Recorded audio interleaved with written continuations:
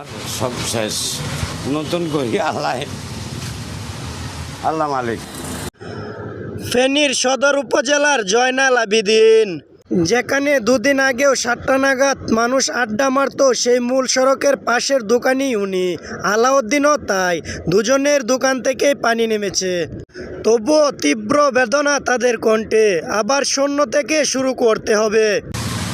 আমার সব চলে গেছে, আমার 2টা গাড়ি 2টা গাড়ি পানি নিয়ে নিচে ডুবে গেছে।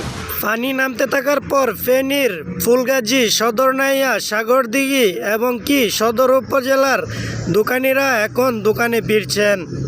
হাঁটু পানিতেই মালামাল রক্ষার চেষ্টা। একই সাথে এখন ফেনীর ফুলগাজী সড়ক সন্তুষ্ট 20টি ঘর, চালা চুয়ে যাওয়া পানি এখন হাঁটুতে। কিন্তু সেই ঘরগুলো কি এই আশ্রয়হীন মানুষের ঠিকানা হতে পারবে? বন্যায় সব যেন লুট করে নিয়েছে, ঘরে ফিরতে পেরেও না ফেরার আক্ষেপ রয়েছে, মানে সাপও দেখতেছি, ওই কারণে যাইতেছি না।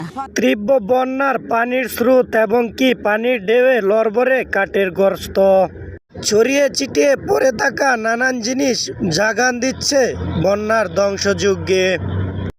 এই ঘরে গোটা একটা পরিবারের সুখ ছিল, আশা ছিল, ছিল ভবিষ্যৎ।